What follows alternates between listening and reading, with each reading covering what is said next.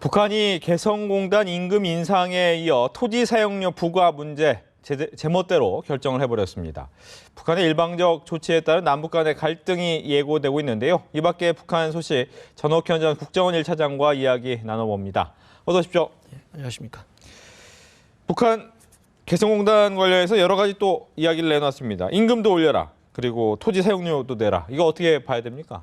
그래서 이제 이런 게 지난 11월경부터 북한 측에서 그 주장을 했답니다. 네. 토지 사용료 내야 되는 거 아니냐. 근데 다행히 이제 문서로 공식적으로 요구한 건 아니고 구두로 요구했다고 하는데 설령 토지 사용료 문제를 구두로 요청했다 하더라도 내심적으로는 한국으로부터 사용료를 받겠다. 이런 게 이제 깔려 있는 건데 원래 이 그 계약을 임대차 계약을 할 당시에 2004년도에 10년간 사용하고 나서 그 다음에부터 토지 사용료 문제를 협의해 나가자 이렇게 약속을 한 적은 있습니다. 그렇기 때문에 시기적으로 올해부터 이제 토지 사용료를 얼마만큼 낼 것이냐라는 문제를 논의할 타이밍은 됐다. 그래서 이제 북한이 이제 그렇기 때문에 그 수순으로 볼 수도 있지만은 현실적으로 또 임금 문제도 느닷없이 자기네 마음대로 이제 최저임금을 올렸지 않습니까? 그렇죠. 4불 정도. 이거는 이제 그만큼 북한의 재정 사정이 어려워진다. 네. 쉽게 얘기해서 북한의 비자금이 지금 고갈돼 가고 있다. 이런 거를 단적으로 나타내 주는 건데 그렇다고 본다면은 시스템적으로 돈이 들어올 수 있는 창구를 마련해야 되잖아요. 그러니까 토지 사용료, 임금 이런 거는 매월 고정적으로 들어오지 않습니까? 예. 그러니까 여기서 올려야 된다. 예를 들자면 이제 임금 같은 경우도 북한 측이 올려달라는 대로 올려줄 경우에는 연간 한 500만 불 이상이 올라간다고 합니다. 그러면은 한 60억 정도가 되는데 540만 불. 그러면 상당한 큰 돈이지 않습니까? 예, 그렇기 때문에 이런 요구를 지금 느닷없이 들고 나왔다. 저는 그렇게 봅니다. 결국 돈 때문에 시작한 거죠. 근데 이제 우리 정부는 우선 임금 인상 하지 말자. 그리고 우리 기업한테 올리면 불이익이 있을 거다. 올리지 말아라. 이렇게 얘기를 한 상태란 말이죠. 그렇게 되면 과거 이제 개성공단 철수 사건이 떠오르기 때문에 이거 북한이 또 무슨 큰 행동하는 거 아닌가 이런 우려가 되는데 어떻습니까? 이제 그런 우려는 이제 충분히 해야 되고 그런 가능성에 대비한 여러 가지 이제 그 장치와 이 대비를 해야 되는 건 맞습니다. 그러나 북한이 지난번에 자기네가 그렇게 아주 그 최고 약수를 썼다가 다시 이걸 가동시키게 된 것은 앞에서도 말씀드렸다시피 개성공단이 중단됐을 경우에 오는 타격이 굉장히 크거든요. 네. 북한이 다른 데서 지금 돈이 올 데가 없습니다. 그렇기 때문에 지금 임금 인상 문제라든가는 그 토지 사용료 문제 두고 설령 우리 측에서 자기네가 얘기하는 대로 따라오지 않는다 하더라도 2013년과 같은 폐쇄 이런 강수를 두기는 거의 불가능하다 이렇게 봅니다. 대신에 이제 이런 거가 결국 쌓여가지고 남북 관계를 좀 더 풀어나가고자 하는 우리의 노력의 장애 요인이 될 수는 있지만은 네. 그 2014년 같은 강수를 두기는 어려울 것이고 적절한 선에서 우리하고 이제 타협을 하는데 그 타협 협상 과정에서 북한 측이 보다 강수를 둘 수 있는 협상의 지렛대로 쓰기 위해서 이렇게 불쑥불쑥 들고 나오는 것이다. 네. 예, 그렇게 저는 이제 봅니다. 그렇군요. 이 와중에 북한은 최근 자신의 물건을 수출할 때 원산지를 메이드 인 코리아라고 썼다고요. 왜 그랬을까요? 그러니까 이제 북한이 본래 불량국가, 불법국가지 않습니까? 바로 이것이 또 한 중요한 대목이죠. 왜냐하면 지금 북한은 이제 유엔의 제재로 인해서 여러 가지 이 경제적인 대외 교역 이런 데서도 상당한 어려움을 겪고 있고 특히 북한 제품은 누가 사갈 사람이 없지 않습니까? 그런데 이제 우리 한국 제품의 경우에는 기본적으로 이 품질이 우수함은 물론이거니와 네. 최근에 전 세계적인 한류 열풍 때문에 다양한 우리 물건이 해외 시장에서 상당히 인기를 얻고 있거든요. 그러니까 지금 4, 5년째 이 세계 경제가 위축되고 있는데도 우리가 계속 무역 흑자를 내지 않습니까? 그래서 우리 한국 상품에 대한 해외에서 인기, 한류의 열기 이거에 편승해가지고 자기네 팔리지 않는 북한 제품을 좀 팔아서 이것도 결국 맨 앞에서 말씀드린 대로 돈과 연결된다. 이거 돈 좀 벌어야 될 거 아닙니까? 물건 형편없는 물건 메이드 인 코리아라고 말하자면 거짓말 해가지고. 예. 그런데 이것이 사실상 보면 원산지 규정을 정면으로 위반하는 것이죠. 이거 만약에 우리가 이거 불법이다 해가지고 WTO 같은 데 제소하면 아마 벌금 낼 능력도 안 될 겁니다. 네. 그래서 우리 제품의 이미지, 우리 대한민국의 이미지에도 손상 줄 겸 북한은 한 푼이라도 더 벌어올 겸 이게 양수 겹장으로 이런 잘못된 짓을 하는 게 아닌가. 이게 참 큰 문제입니다, 이거. 네. 뭐 물건으로 돈 벌기는 쉬운 것 같지는 않고 임금을 좀 올려야 된다라는 생각. 여기뿐만 아니라 또 근로자를 또 해외에 많이 보내놨더라고요. 그렇습니다. 네. 왜냐하면요. 지금 이제 북한이 이제 외화 소득으로 삼는 게 여러 가지가 있는데 불법 마약, 얼마 전에 방글라데시도 금거래하다가 금괴. 또 걸렸지 않습니까? 금괴, 위패, 불법 무기 거래, 또 이제 다양한 형태의 충성, 형성자금 네. 이런 걸 통해서 비자금도 마련하고 또 국가 경제에 쓸 수 있는 그런 돈도 마련해야 되는데 이런 게 지금 다 막혀 있어요. 그러다 보니까 말하자면 해외에 좋게 얘기하면 근로자를 송출해가지고 근로자가 받는 봉급의 90% 이상을 당 충성자금으로 다 뺏어가는 겁니다.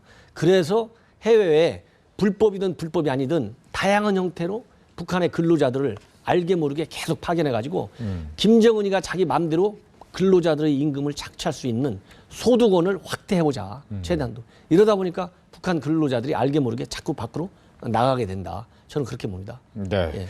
화제를 좀 돌려서 오늘 서울에서 10차 한중일 고위급 회의가 개최가 됐습니다. 뭐 메르켈 총리가 일본 가서 좀 쓴소리도 했는데 일본이 좀 바뀌어서 앞으로 좀 어떤 전향적인 모습이 나올지 이번 회의는 어떻게 전망을 하십니까? 이번 이제 그 차관복급 회의가 앞으로 이제 3월 중순 21일, 2일경으로 제가 알고 있는데 한 열흘 후에 있게 될 이제 한중일 3개국 외교 장관 회의하고 연결됩니다. 그래서 이제 3개국 외교 장관 회의를 위한 어젠다, 그다음에 의제 설정하는데 집중적으로 이제 그 집중돼 있거든요. 예. 그래서 이제 본질적인 문제가 쉽게 얘기하면 역사 문제, 또 영토 문제가 이제 핵심 이슈지 않습니까? 이런 문제에 대해서 어느 정도 논의 방향을 전한 건데 획기적인 돌파구 마련은 어렵지 않겠느냐. 그러니까 제일 큰 원인이 이제 아베가 기존의 역사 의식과 영토 의식을 바꾸지 않기 때문에 상당히 어렵지만은 그렇다고 포기할 수 없기 때문에 계속해서 이런 차관복급 회의 열리고 그다음에 이제 외교 장관 회의 열리고 또 외교 장관 회의가 열리면은 결국 그 3개국 정상회의 문제가 또 핵심 의제예요. 네. 그래서 3개국 정상회담을 언제 어떤 식으로 열 것이냐. 3개국 그 외교 장관 회의에서도 또 논의가 될 텐데 지금 워낙 그 아베가 계속해서 이 원래 가지고 있던 잘못된 역사의식과 영토, 관 이런 걸 바꾸고 있지 않기 때문에 정상회담까지 가는 데는 상당한 좀 어려움이 예상되는 거 아니냐. 저는 그렇게 봅니다. 네. 국내 문제에서 이제 통일부 장관 후보자 인사청문회가 진행 중입니다. 홍영표 통일부 장관 후보자 같은 경우 오늘 몇 가지 좀 눈에 띄는 얘기를 했습니다. 한 가지는 6.1제 장관이 교체된 데는 평양 특사 지원이 있었을 것이다라는 그동안 언론 보도가 있었는데 여기에 대해서 간접적으로 또 확인이 된 부분이 있어요. 글쎄 저도 뭐 그 청문회 그 이제 질문을 하니까 네. 이제 불가피하게 답변은 안 할 수가 없고 그러다 보니까 그렇게 답변을 한 것 같은데 답변에서 좀 더 전략적인 남북 관계 네. 전략적 측면을 고려해서 좀 더 좀 세련되게 얘기를 했으면 더 좋았을 거 아니겠느냐. 예. 이런 좀 아쉬움이 들고 특히 이제 특사 문제가 6.1제 장관이 내가 특사 가고 싶다 이런 얘기를 했다. 이런 것도 있지만은 통일부 장관으로 취임을 하면 예. 남북관계 개선에서 특사를 파견할 여유가 있느냐. 그러니까 여러 가지 방법 중 하나로 검토하고 있다. 대북 특사. 또, 예, 네. 대북 특사 이런 얘기도 했거든요. 그런데 이제 물론 이제 이론적으로 특사도 하나의 방법은 될 수 있겠지만은 예. 현재의 남북관계, 현재의 한반도에서의 어떤 국제적인 역학관계 이런 거를 볼 적에 현재 비록 청문회 석상이긴 하지만은 특사 문제까지 저렇게 질문에 대해서 즉답을 하는 네. 우회적인 어떤 전술적 전략적 용어를 사용하지 않고 이런 거는 조금 더 좀 더 계산하고 사전에 좀 더 신중한 고려를 했었으면 좀 더 나은 답변이 아니었을까 하는 조금의 아쉬움은 있습니다. 네. 또 오늘 뭐 오전에 신문에 나왔던 것이 이제 통준위에서 흡수통일준비팀 이야기 나왔었는데 오늘 아예 통일준비위원회에서 얘기를 했습니다. 이런 흡수통일준비위원회를 만든 바 없다라고 이제 발표를 했단 말이죠. 왜 이런 얘기가 나왔을까요, 근데? 글쎄 제가 보기에는 이제 정정호 부위원장님, 네. 부위원장이 굉장히 신중하고 또 그동안에 정부 안에서도 또 일을 해보신 분이기 때문에 굉장히 신중한데 일단 언론에 나온 것만 가지고 평가하기는 쉽지는 않겠습니다만은 언론에 나와 있는 대로 그 단어 하나 흡수통일이냐 아니냐 예. 이런 팀이 있느냐 없느냐 이렇게 볼 게 아니고 아침에 연설한 전체의 큰 맥락에서 봐야 될 거 아니겠느냐. 네. 제가 보기에는 정정호 부위원장이 그런 얘기를 했을 가능성은 없고 희박하고 네. 그럼 이제 언론에 알리는 대로 이제 통일 비용을 어떻게 줄이느냐 아하. 이런 얘기를 하는 과정에서 예. 그런 얘기가 잘못 무슨 마치 우리가 흡수통일을 하는 것처럼 이렇게 오해의 그 오해로 받아들여진 게 아니겠느냐. 아. 그리고 우리가 정부가 공식적으로 네. 흡수통일이니 체제통일은 추구하지 않고 남북한 합의에 의한 평화통일을 추진한다는 것은 현 정부뿐만 아니라 우리 정부의 일관된 입장이거든요. 예. 그렇기 때문에 이 문제를 지나치게 이렇게 이 제야 같은 데서 유리하게 해석한다거나 또 이게 북한에서 편협되게 선입관을 갖고 해석하는 것은 남북관계에 도움이 되지 않는다. 정부 당국자의 공식 입장을 믿고 남북 문제, 통일 문제를 논의하는 것이 맞다. 우리 대통령이 직접 나서서 흡수통일 안 한다고 수백 번 얘기했지 않습니까? 그러면 대통령 말이 맞는 것이고 예. 그리고 정종욱 부위원장은 대통령 위원장 밑에서 일하는 분인데 그분이 저렇게 무슨 사실을 잘못 오해하고 얘기할 분은 아니지 않습니까?